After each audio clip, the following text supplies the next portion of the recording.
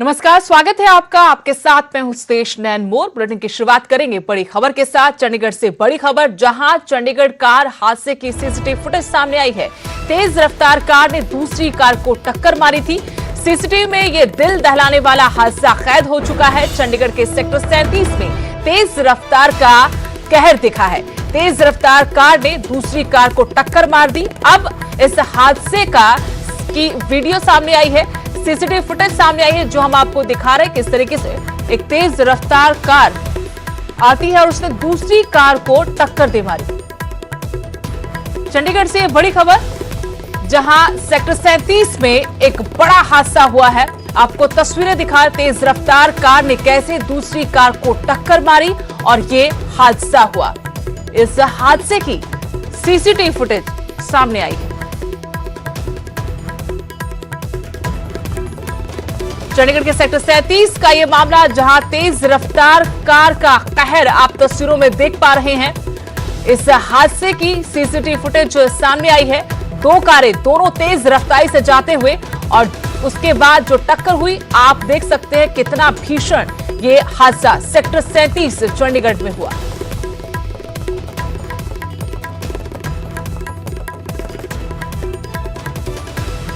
चंडीगढ़ से बड़ी खबर, आपको सीसीटीवी फुटेज हम दिखा रहे हैं। इस तेज रफ्तार कार ने कैसे दूसरी कार को टक्कर मारी और फिर कार उछलकर सामने जा लगी। इस हादसे का सीसीटीवी फुटेज आपको दिखा रहे हैं। तेज रफ्तार कार की वजह से यह हादसा हुआ है। तेज रफ्तारी कैसे जान पर भारी पड़ जाती है, ये तस्वीरों में आप देख सकते हैं। तेज रफ्तारी और जरा सी चूक आपके लिए जानलेवा साबित हो सकती है। और ये हादसे के बाद की तस्वीरें हैं, कैसे ये कार एक दूसरे को टक्कर मारने के बाद पलटी हुई है और बड़ा हादसा चंडीगढ़ सेक्टर 37 में हुआ है। तेज रफ्तार इस हादसे की वजह बताई जा रही है। तेज रफ्तार के साथ ही दोनों कार ड्राइवर की लापरवाही भी इसमें सामने आई है।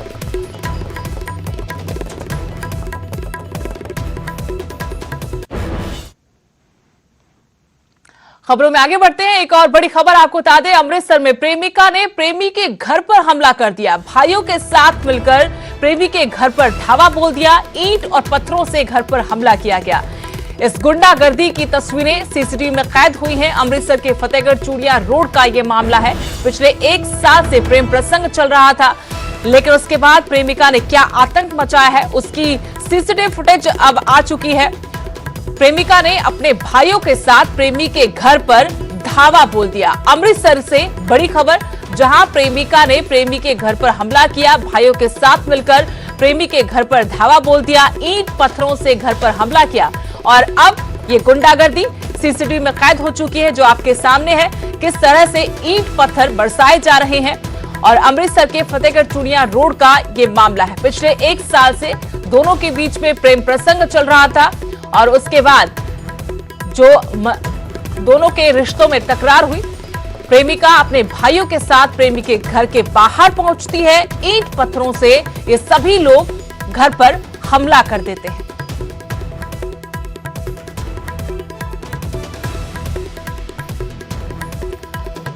और जानकारी के साथ अमृतसर से मेरे सहयोगी अमित शर्मा फोन लाइन पर जुड़ गए। अमित, क्या मामला था, क्या तकरार थी जिसको लेकर प्रेमिका ने अपने प्रेमी के घर पर ही धावा बोल दिया?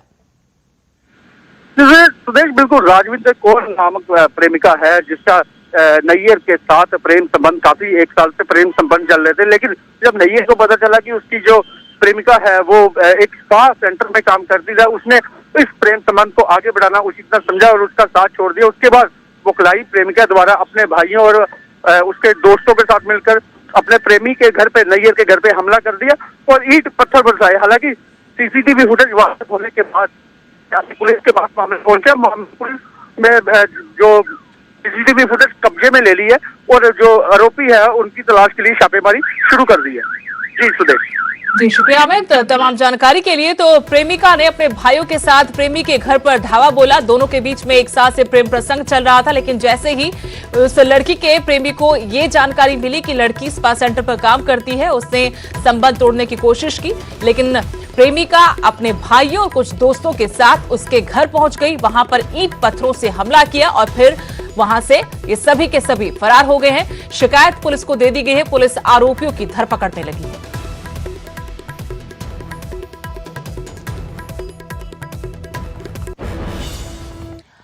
गुरुग्राम में एक महिला की पीट पीटकर हत्या कर दी गई। वारदात शिवाजी नगर थाना क्षेत्र की है। आरोप है कि कुछ हमलावरों ने रात के वक्त लाठी डंडों के साथ परिवार पर हमला किया। पूरे परिवार की जमकर पिटाई करने के बाद हमलावर वहां से फरार हो गए। महिला की हालत गंभीर होने के चलते उसे अस्पताल में भर्ती करवाया गया, जहां डॉक्टर्स ने उसे मृत घोषित कर दिया। हमला क्यों किया गया इसका पता नहीं चल पाया है। फिलहाल पुलिस ने इस मामले में एक शख्स को गिरफ्तार किया है।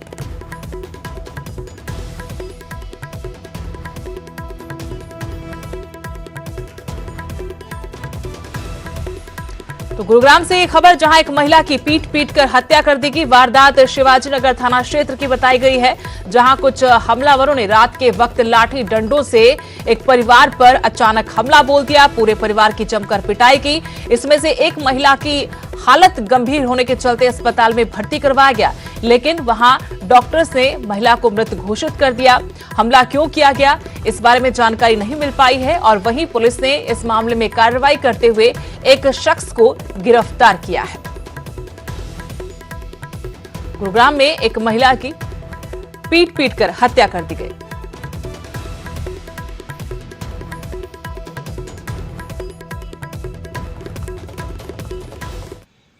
अब आपको सीधी ले चलते हैं चंडीगढ़ में आम आदमी की प्रेस कॉन्फ्रेंस में। ਸਾਡੇ ਵੀ ਸਿੱਧਾ ਅੱਖ ਦੇ ਵਿੱਚ ਲੱਗਿਆ ਤੇ ਜਦੋਂ ਪਲਟਾ ਕੇ ਮਾਰਿਆ ਤੇ ਮੈਂ ਸਮਝਦਾ ਕਿ ਅਜਿਹਾ ਮਾੜਾ ਹਾਲ ਅੱਜ ਤੱਕ ਨਹੀਂ ਦੇਖਿਆ, ਜਿਹਦੇ ਕਿ ਅਸੀਂ ਘੋਰ ਨਿੰਦਾ ਕਰਦੇ ਹਾਂ ਔਰ ਆਉਣ ਵਾਲੇ ਦਿਨਾਂ ਦੇ ਵਿੱਚ ਮਾਨ ਸਾਹਿਬ ਨਾਲ ਅਸੀਂ ਗੱਲ ਕਰਕੇ ਗਵਰਨਰ ਨੂੰ ਰਿਪਰੈਜ਼ੈਂਟੇਸ਼ਨ ਵੀ ਦਵਾਂਗੇ ਕਿ ਤੁਸੀਂ ਆਪਦੀ ਜ਼ਾਲਮ ਪੁਲਿਸ ਨੂੰ, ਯੂਟੀ ਦੀ ਪੁਲਿਸ ਨੂੰ, ਅਸੀਂ ਲੋਕਾਂ ਦੀ ਆਵਾਜ਼ ਚੱਕਣ ਇੱਥੇ ਆਉਨੇ ਆ, ਯੂਟੀ ਦੀ ਪੁਲਿਸ ਨੂੰ ਗਵਰਨਰ ਸਾਹਿਬ ਡਾਇਰੈਕਸ਼ਨ ਦੇਣ, ਅਸੀਂ ਉਹਨਾਂ ਨੂੰ ਮੈਮੋਰੈਂਡਮ ਦਵਾਂਗੇ ਕਿ ਥੋੜਾ ਬਹੁਤ ਹਿਊਮਨ ਬਿਹੇਵੀਅਰ ਰੱਖਣ। ਲੋਕਾਂ ਨੂੰ ਅੰਨੇ ਤਾਂ ਨਹੀਂ ਕਰਨਾ ਹੈਗਾ, ਗੋਲੀਆਂ ਤਾਂ ਸਰਕਾਰਾਂ ਹੋਈਆਂ ਪਈਆਂ ਨੇ, ਪਰ ਲੋਕਾਂ ਨੂੰ ਅੰਨੇ ਕਿਉਂ ਕਰਨ ਲੱਗੇ ਹੋਏ ਨੇ। ਸੋ ਇਸ ਕਰਕੇ ਪਰ ਮੈਨੂੰ ਇਸ ਗੱਲ ਦੀ ਖੁਸ਼ੀ ਹੈ ਕਿ ਜੋ ਮੈਂ ਮੇਰੇ ਪਾਰਟੀ ਨੂੰ ਵੀ ਅਸੀਂ ਬਾਰ-ਬਾਰ ਅਸੀਂ ਗੱਲ ਕਰਦੇ ਰਹੇ ਸੀ, ਇਸ ਗੱਲ ਦੀ ਖੁਸ਼ੀ ਹੈ ਕਿ ਪ੍ਰਿੰਸੀਪਲ ਆਪੋਜੀਸ਼ਨ ਪਾਰਟੀ ਦਾ ਜੋ ਦਮਦਾਰ, ਜੋ ਮਰਦਾਂ ਵਾਲਾ ਰੋਲ ਸਾਡੀ ਪਾਰਟੀ ਦੇ ਲੀਡਰਾਂ ਨੇ, ਮਾਨ ਸਾਹਿਬ ਦੀ ਔਰ ਮੇਰੇ ਵੀਰ ਮੀਤ ਹੋਣਾ ਦੀ, ਚੀਮਾ ਜੀ ਹੋਣਾ ਦੀ ਅਗਵਾਈ ਦੇ ਵਿੱਚ ਔਰ ਸਾਡੇ ਸਾਰੇ ਵਰਕਰਾਂ ਨੇ ਜੋ ਦਮਦਾਰ ਭੂਮਿਕਾ ਨਿਭਾਈ ਹੈ, ਉਸ ਚੀਜ਼ ਦੀ ਮੈਨੂੰ ਖੁਸ਼ੀ। ਔਰ ਮੈਂ ਇਹ ਕਹਿਣਾ ਚਾਹੂੰਗਾ ਕਿ ਸਾਡਾ ਪਹਿਲਾ ਸਟੈਪ ਹੈ ਆਉਣ ਵਾਲੇ ਸਮੇਂ ਦੇ ਵਿੱਚ ਲੀਡਰਸ਼ਿਪ ਦੀ ਰਹਿਨੁਮਾਈ ਦੇ ਇਹ ਲੜਾਈ ਹੈ ਜਿਹੜੀ ਹੋਰ ਅੱਗੇ ਔਰ ਵੱਡੀ ਔਰ ਤੱਤੀ ਹੁੰਦੀ ਜਾਊਗੀ। ਸੋ ਸਾਥੀਓ, ਜਿਸ ਇਸ਼ੂ ਦੇ ਉੱਪਰ ਕੱਲ ਮੁੱਖ ਮੰਤਰੀ ਸਾਹਿਬ ਕੋਲ ਚੱਲੇ ਸੀਗੇ, ਉਹ ਅੱਜ ਉਹਦੇ ਕਾਰਨ ਕੀ ਨੇ, ਫੈਕਟਸ ਕੀ ਨੇ, ਉਹ ਤੁਹਾਡੇ ਸਾਹਮਣੇ ਮੈਂ ਰੱਖਣਾ ਚਾਹੂੰਗਾ, ਕਿਉਂਕਿ ਤੁਹਾਡੇ ਜ਼ਰੀਏ ਲੋਕਾਂ ਨੂੰ ਪਤਾ ਹੋਣਾ ਚਾਹੀਦਾ ਕਿ ਅਸੀਂ ਕਿਉਂ ਉਹਨਾਂ ਦੀ ਲੜਾਈ ਲੜ ਰਹੇ ਹਾਂ। ਪੂਰੇ ਸੀਕੁਐਂਸ ਦੇ ਵਿੱਚ ਮੈਂ ਤੁਹਾਨੂੰ ਦੱਸੂਗਾ। ਦਰਅਸਲ 2003-04 ਦੇ ਵਿੱਚ ਸੈਂਟਰਲ ਇਲੈਕਟ੍ਰਿਸਿਟੀ ਅਥਾਰਟੀ ਦੀਆਂ ਹਦਾਇਤਾਂ ਦੇ ਮੁਤਾਬਕ ਸਟੇਟ ਗਵਰਨਮੈਂਟ ਨੇ ਲਿਖਿਆ ਸੈਂਟਰਲ ਸੀਈਏ ਨੂੰ ਕਿ ਜਿਹੜੇ ਬਠਿੰਡਾ ਦਾ ਸਰਕਾਰੀ ਥਰਮਲ ਪਲਾਂਟ ਹੈ ਉਹਦੀ ਅਪਗ੍ਰੇਡੇਸ਼ਨ ਦੀ ਲੋੜ ਹੈ, ਕਿਉਂਕਿ ਇਲੈਕਟ੍ਰਿਸਿਟੀ ਰੂਲਸ ਦੇ ਵਿੱਚ ਇਹ ਹੈ ਕਿ ਜਿਹੜਾ ਥਰਮਲ ਪਾਵਰ ਪਲਾਂਟ 20 ਸਾਲ ਪੁਰਾਣਾ ਹੋ ਜੇ ਜਾਂ 1 ਲੱਖ ਵਰਕਿੰਗ ਆਵਰਸ ਉਹਦੇ ਕੰਪਲੀਟ ਹੋ ਜਾਣ, ਉਹਨੂੰ ਰੀਜੂਵੀਨੇਸ਼ਨ ਦੀ, ਉਹਨੂੰ ਅਪਗ੍ਰੇਡੇਸ਼ਨ ਦੀ ਲੋੜ ਹੁੰਦੀ ਹੈ। ਉਸ ਤਹਿਤ ਉਹ ਪਲਾਂਟ ਆਉਂਦਾ ਸੀਗਾ ਤੇ ਸਟੇਟ ਗਵਰਨਮੈਂਟ ਨੇ 737 ਕਰੋੜ ਰੁਪਇਆ ਲੋਕਾਂ ਤੋਂ ਵਸੂਲ ਕੇ ਉਹਦੀ ਅਪਗ੍ਰੇਡੇਸ਼ਨ ਕਰ ਦਿੱਤੀ ਔਰ ਅਪਗ੍ਰੇਡੇਸ਼ਨ ਜਿਹੜੀ ਕੰਪਨੀ ਨੇ ਫੇਲ ਨਹੀਂ ਕੀਤੀ, ਉਹਨੇ ਸਰਟੀਫਿਕੇਟ ਦਿੱਤਾ ਕਿ ਵਰਲਡ ਕਲਾਸ ਅਪਗ੍ਰੇਡੇਸ਼ਨ ਹੈ ਜਿਹੜੀ ਉਹ ਹੋਈ ਹੈ, ਜਿਹਦੇ ਨਾਲ ਉਸ ਥਰਮਲ ਪਾਵਰ ਪਲਾਂਟ ਦੀ ਜਿਹੜੀ ਲਾਈਫ ਹੈ 4 ਯੂਨਿਟਸ ਦੀ 2 ਯੂਨਿਟਸ ਦੀ 23 ਤੱਕ ਵੱਧ ਗਈ ਔਰ ਬਾਕੀ ਦੇ 2 ਯੂਨਿਟਸ ਜਿਹੜੇ ਉਹਨਾਂ ਦੀ 2030 31 ਤੱਕ ਉਹਨਾਂ ਦੀ ਲਾਈਫ ਹੈ ਜਿਹੜੀ ਉਹ ਬੜੇ ਵਧੀਆ ਤਰੀਕੇ ਦੇ ਨਾਲ ਵਰਲਡ ਕਲਾਸ ਤਰੀਕੇ ਦੇ ਨਾਲ ਚੱਲ ਕੇ ਉਹ ਸਾਰੇ ਨੋਰਮਸ ਪੂਰੇ ਕਰਕੇ ਉਹ ਬਿਜਲੀ ਪੈਦਾ ਕਰ ਸਕਦੇ ਨੇ। ਪਰ ਉਸ ਤੋਂ ਮਗਰੋਂ ਸੈਂਟਰਲ ਗਵਰਨਮੈਂਟ ਦੀ ਇੱਕ ਇਲੈਕਟ੍ਰਿਸਿਟੀ ਫॉर ਆਲ, ਉਹਨਾਂ ਨੇ ਇੱਕ ਸਕੀਮ ਲਾਂਚ ਕੀਤੀ ਜਿਹਦੇ ਤਹਿਤ ਇਹ ਸੈਕਟਰ ਹੈ ਜਿਹੜਾ ਜਿਹਦੇ ਵਿੱਚ ਪ੍ਰਾਈਵੇਟ ਪਲੇਅਰਸ ਨੂੰ ਓਪਨ ਫੀਲਡ ਦੇ ਦਿੱਤਾ ਤੇ ਉਸ ਤੋਂ ਬਾਅਦ ਸੁਖਬੀਰ ਸਿੰਘ ਜੀ ਬਾਦਲ ਹੋਣਾ ਨੂੰ ਔਰ ਪਿਛਲੀ ਸਰਕਾਰ ਨੂੰ ਉਹਦੇ ਵਿੱਚ ਬਹੁਤ ਵੱਡਾ ਫਾਈਨੈਂਸ਼ੀਅਲ ਬੈਨੀਫਿਟ ਲੈਣ ਦਾ ਰਸਤਾ ਨਜ਼ਰ ਆਇਆ।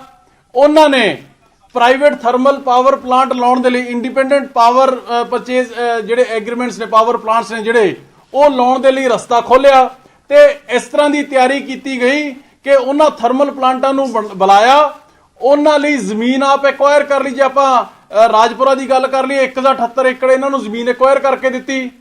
ਸਾਰੀਆਂ ਜਿਹੜੀਆਂ ਪੋਲਿਊਸ਼ਨ ਨੋਰਮ ਸੀਗੇ ਉਹਦੀਆਂ ਪਰਮਿਸ਼ਨਾਂ ਲੈ ਕੇ ਦਿੱਤੀਆਂ।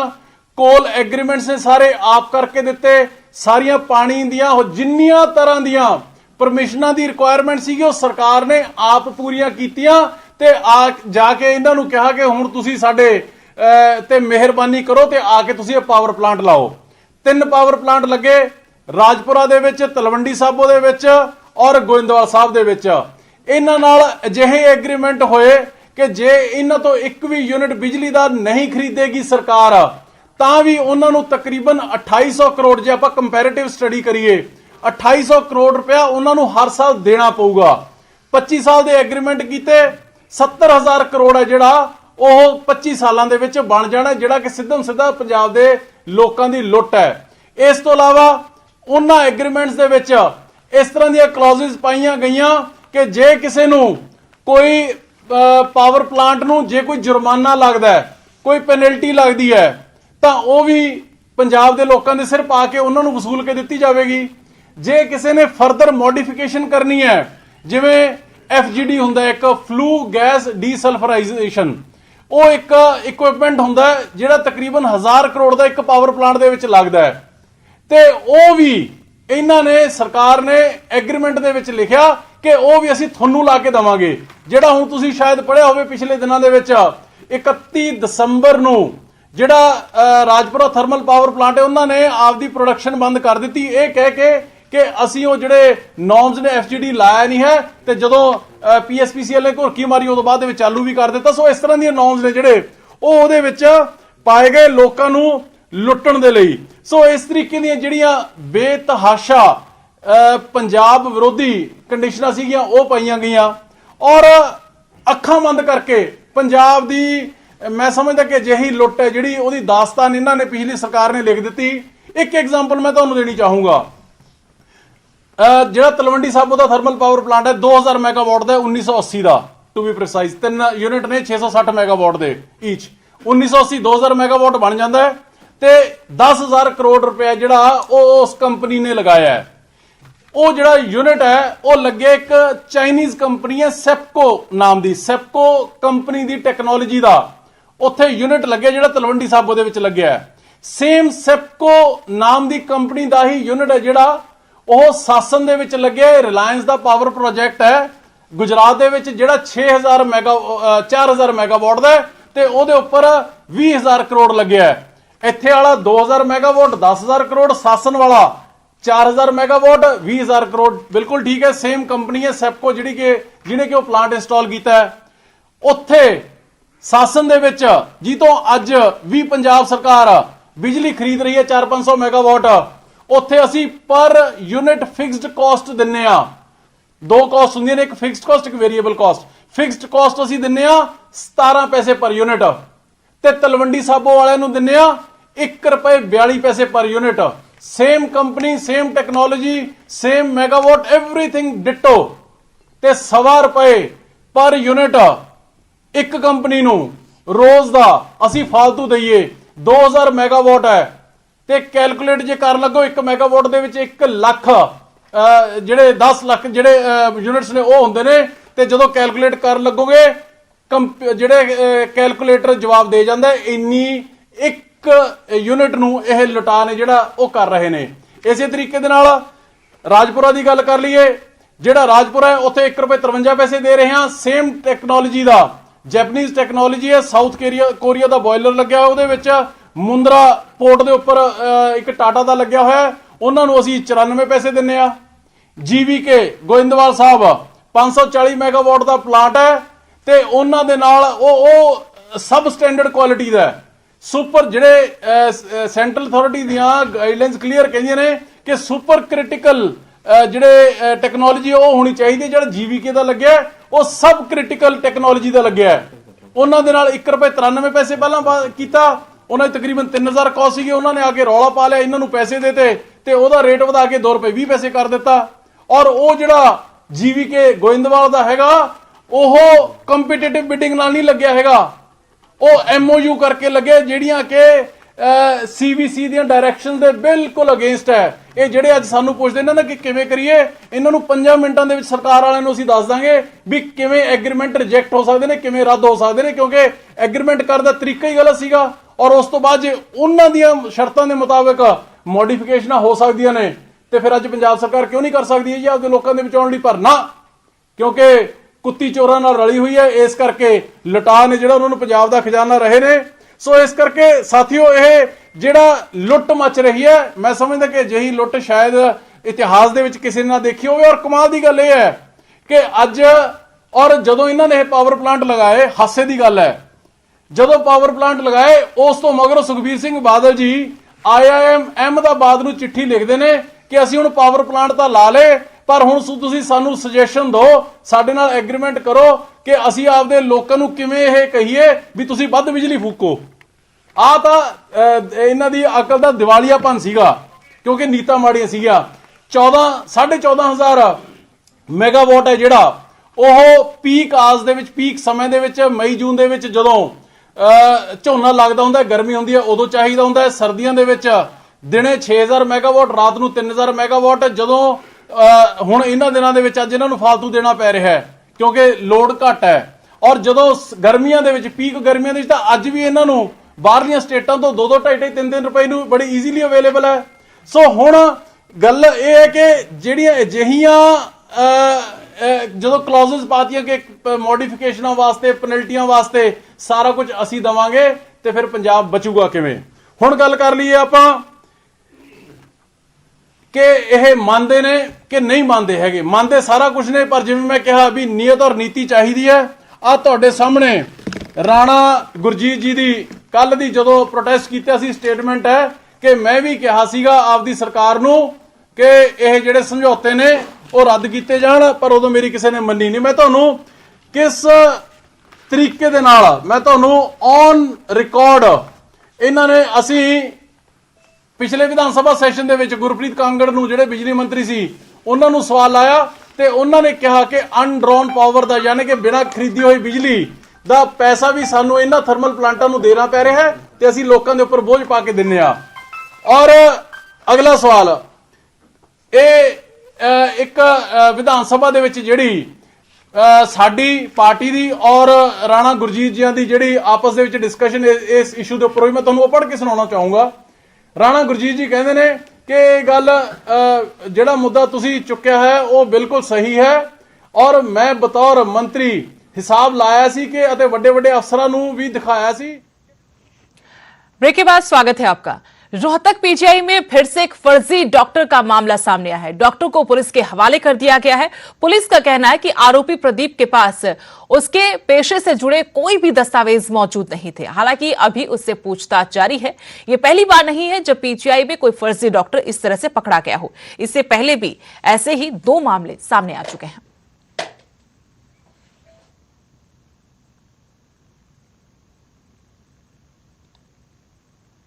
बड़ी खबर आपको बता दें, दिल्ली विधानसभा चुनाव को लेकर जेजेपी की बैठक, दुष्यंत चौटाला के नेतृत्व में मंथन हो रहा है। दिल्ली विधानसभा चुनाव को लेकर यह मंथन किया जा रहा है। Haryana state guest house Delhi में यह बैठक चल रही है। जेजेपी भी इस बार दिल्ली के चुनावी दंगल में ताल ठोकने वाली है और इसी को लेकर यह बैठक बुलाई गई है। दुष्यंत चौटाला बैठक ले रहे हैं और इस बैठक में चुनावों को लेकर रणनीति बनाई जाएगी। कितनी सीटें जहां पर जेजेपी लड़ना चाहती है, क्योंकि 7 से 8 करीब करीब ऐसी सीटें हैं जहां जाट मतदाताओं का खासा असर रहता है। दिल्ली विधानसभा चुनाव में इन्हीं सीटों पर हरियाणा के राजनीतिक दलों की नजरें टिकी हुई हैं और दिल्ली विधानसभा चुनाव को लेकर ही ये जेजेपी की बैठक है। दुष्यंत चौटाला के नेतृत्व में मंथन हो रहा है। दिल्ली विधानसभा चुनाव को लेकर Haryana state guest house Delhi में बैठक जारी है।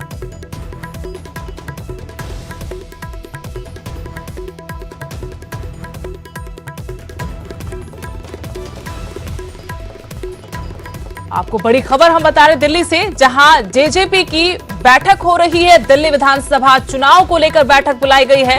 दुष्यंत चौटाला बैठक ले रहे हैं। इसमें दिल्ली विधानसभा चुनाव को लेकर मंथन हो रहा है। Haryana state guest house Delhi में यह बैठक चल रही है। बैठक में क्या कुछ रणनीति बन रही है, क्या जानकारी है? मेरे सहयोगी दिल्ली से पंकज गपाही जुड़ गए हैं और जानकारी के साथ। पंकज, दिल्ली में जेजेपी दिल्ली विधानसभा चुनाव के लिए मंथन कर रही है, क्या जानकारी है? देखिए, क्योंकि जेजेपी नई पार्टी है और हरियाणा में जिस तरह से परफॉर्मेंस रही, और अब जेजेपी को ये लग रहा है कि हरियाणा दिल्ली बॉर्डर पर कुछ ऐसी सीटें हैं जिस पर चुनाव जो है वो लड़ा जा सकता है। और दिल्ली विधानसभा का क्योंकि बिगुल बज चुका है, 8 तारीख को चुनाव होने हैं, और इसीलिए आज ये फैसला लिया जाएगा कि दिल्ली विधानसभा चुनाव जो हरियाणा बॉर्डर के साथ कुछ सीटें लगती हैं वहां पर चुनाव लड़ना चाहिए या फिर चुनाव नहीं लड़ना चाहिए। और इसके साथ साथ क्योंकि हरियाणा में बीजेपी के साथ गठबंधन है, तो बीजेपी से भी बातचीत जो है वो बाकायदा तौर पर जेजेपी की चल रही है। अगर जेजेपी चुनाव नहीं लड़ती तो बीजेपी को समर्थन जो है वो दिल्ली विधानसभा चुनाव में दे सकती है, और अगर पार्टी में सहमति बनती है कि विधानसभा चुनाव लड़ना है और उसके बाद बीजेपी से बात किया जाएगा, बीजेपी हरियाणा के बाद क्या दिल्ली में गठबंधन करेगी। अगर गठबंधन नहीं होता तो ऐसे में क्या जेजेपी जो है 10 से 12 जो ऐसी सीटें हैं जो हरियाणा बॉर्डर के साथ लगती हैं, जाटों का काफी ज्यादा बोलबाला उन सीटों पर है, उन सीटों पर जो है जेजेपी अपने उम्मीदवार मैदान में उतार सकती है। शुक्रिया पंकज जानकारी देने के लिए। काफी दिलचस्प होगा कि क्या फैसला जेजेपी करती है। बीजेपी के साथ भी बातचीत का दौर जारी है कि सीटों पर सहमति हो जाए, गठजोड़ हो जाए दिल्ली विधानसभा चुनाव के चलते, लेकिन देखना दिलचस्प होगा कि क्या फैसला बीजेपी करती है, क्योंकि बीजेपी के लिए भी ये चुनाव काफी मायने रखता है। काफी सालों से सत्ता में वापसी का सपना बीजेपी देख रही है और इस बार बड़े चेहरों की प्रतिष्ठा दांव पर है। बीजेपी ने इस बार भी कोई मुख्यमंत्री चेहरा आगे नहीं किया है। हालांकि चुनाव समिति में सबसे आगे नाम है मनोज तिवारी का, लेकिन फिर भी अमित शाह कह चुके हैं कि यह चुनाव मोदी नाम के सहारे लड़ा जाएगा। वहीं संजौली में आज सुबह एक हादसा होते होते टल गया, जहां एक जेसीबी अचानक से फिसल गई, पीछे खड़े वाहनों से जा टकराई। दरअसल इन दिनों सड़कों पर बर्फ हटाने का काम चल रहा है। जेसीबी लक्कड़ बाजार से संजौली की तरफ जा रही थी। बर्फ हटाते हटाते अचानक से जेसीबी फिसलने लगी, साथ खड़े वाहनों से जा टकराई। गनीमत रही कि इसमें कोई जान नुकसान नहीं हुआ।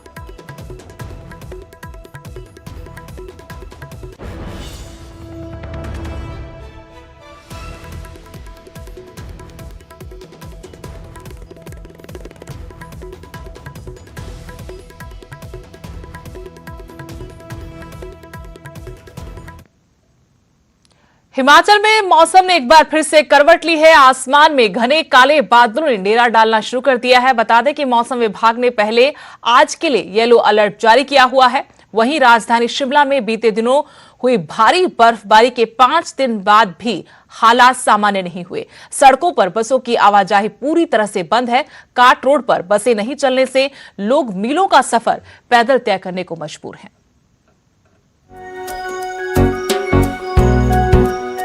सालों बाद राजधानी शिमला में रिकॉर्ड तोड़ बर्फबारी हुई है। इस बर्फबारी की खुशी लोगों के चेहरे पर देखी जा सकती है, लेकिन बर्फबारी ने लोगों की मुश्किलें बढ़ा दी हैं। 4 दिन बाद तक सड़कों से बर्फ नहीं हटने से लोग परेशान हैं। प्रशासन की बदइंतजामी से लोगों में नाराजगी है। अब तो हालात ऐसे हो गए हैं कि शहर में बसें तक नहीं चल रही। काट रोड पर लोग पैदल ही चलकर अपने कामकाज के लिए आ जा रहे हैं। बर्फबारी के बाद सड़कों पर फिसलन बढ़ गई है। लोगों का पैदल चलना भी खतरे से खाली नहीं है। कुछ बसें चलनी चाहिए थी, जेसीबी जरूर चला रहे हैं, लेकिन इस पे मिट्टी और रेता जो पड़ना चाहिए था वो इंतजाम बिल्कुल फेल है सरकार का। सरकार जो है इसको बहाल करने में पूरी तरह से फेल हुई। लेकिन आज चौथा दिन हो गया तो काट रोड भी बंद। हाँ, यही मेरा कहना है कि आज चौथा दिन हो गया, दूसरा दिन हो गया धूप लगे हुए, लेकिन सरकार और एडमिनिस्ट्रेशन सारी सड़कें खोलने में और पब्लिक ट्रांसपोर्ट चलाने में फेल हुई। नहीं सर, बसें तो नहीं मिल रही। कम से कम मैं 6-7 किलोमीटर पैदल चल के आई हूँ। बहुत दिक्कत परेशानी हो रही है चलने में। हाँ जी। तो अब आपने कहाँ जाना है? अब सर मैंने संजौली जाना था, पर मुश्किल ही है। बसें नहीं है, गाड़ियाँ नहीं है, कुछ भी नहीं है। बहुत परेशानी है। काफ़ी परेशानी हो रही है, बर्फ में चलना मुश्किल हो रहा है। तो बस का इंतजार किया था? किया था, नहीं चल रही तो क्या करना। कितना किलोमीटर पड़ता है यहाँ से हीरानगर? ये तो मेरे को पता नहीं है कितना, काफ़ी टाइम हो गया। 9:30 बजे उतरी थी बस से, उस टाइम से चली हुई। 9:30 बजे से चले हो हाँ जी। और अभी कितने बजे हैं? अब तो 1 बजता होगा 1:30। जो हालात शिमला के हैं उन्हें देखकर तो यही लगता है कि ये बर्फबारी इस बार भारी साबित हो रही है। लोगों को अपने गंतव्यों तक पहुंचने के लिए घंटों पैदल चलना पड़ा। काट रोड को आज हालांकि चौथे दिन छोटे वाहनों के लिए खोला गया है, लेकिन सड़कों पर फिसलन होने से लोगों का सफर बेहद जोखिम भरा है। जिला प्रशासन द्वारा बर्फबारी को लेकर किए गए इंतजामात बौने साबित हो रहे हैं। कैमरा पर्सन दीपक राणा के साथ GS तोमर, न्यूज़ 18 शिमला।